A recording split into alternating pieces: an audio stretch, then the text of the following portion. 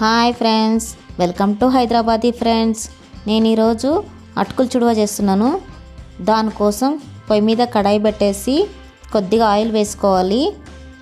ఆ తర్వాత అటుకులు దాంట్లో వేసి వేయించుకోవాలి. క్రిస్పీగా అయ్యేంత వరకు వేయించుకోవాలి.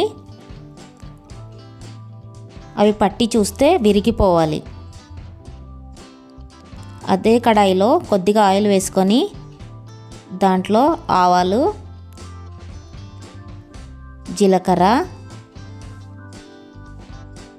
పొట్టు తీసి పెట్టుకున్న వెల్లుల్లిపాయల్ని కొద్దిగా క్రష్ చేసి వేసుకోవాలి. ఆ తర్వాత ఒక 5-6 పచ్చిమిర్చిని కట్ చేసుకొని మధ్యలో కట్ చేసి వేయాలి. కొద్దిగా నువ్వులు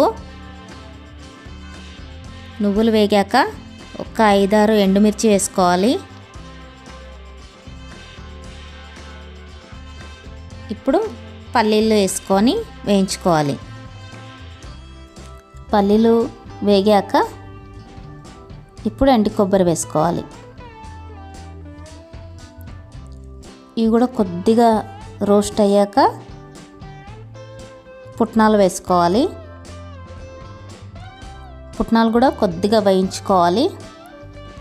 ఆ తర్వాత కొద్దిగా పసుపు వేసుకోవాలి. పసుపు వేసాక కొద్దిగా కలపాలి. అన్నిటికీ పట్టాలి కదా పసుపు. ఆ తర్వాత రుచికి తగినంత సాల్ట్ వేసుకోవాలి. ఇదే సీక్రెట్ అండి నేను చెప్పేది. కొద్దిగా షుగర్ పౌడర్ వేసుకోవాలి. టేస్ట్ చాలా బాగుంటుంది, డిఫరెంట్ టేస్ట్ వస్తుంది.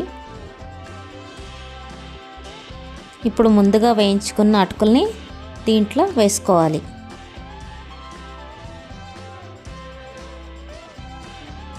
బాగా కలపాలి.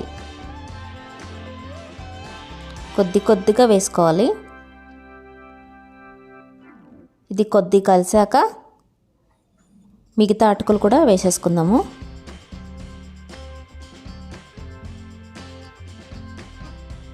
స్టవ్ ఆఫ్ చేసి బాగా కలపాలి. చూసారా, ఎక్కడ కూడా వైట్ లేదు. చూపిస్తున్నా చూడండి. మళ్ళీ స్టవ్ వెలిగించి ఆల్రెడీ ముందుగా వేయించుకున్నాం కదా, ఇప్పుడు ఒక 5 minutes వేయించుకుంటే చాలు, క్రిస్పీగా అవుతాయి. ఇవి 15 days వరకు స్టోరేజ్ చేసుకోవచ్చు, అసలు పాడవవు. ఇవి జర్నీలో కూడా తీసుకెళ్ళవచ్చు. మా వీడియో కనుక నచ్చినట్లయితే ప్లీజ్ లైక్ చేయండి, షేర్ చేయండి, సబ్స్క్రైబ్ చేయండి. Bye friends.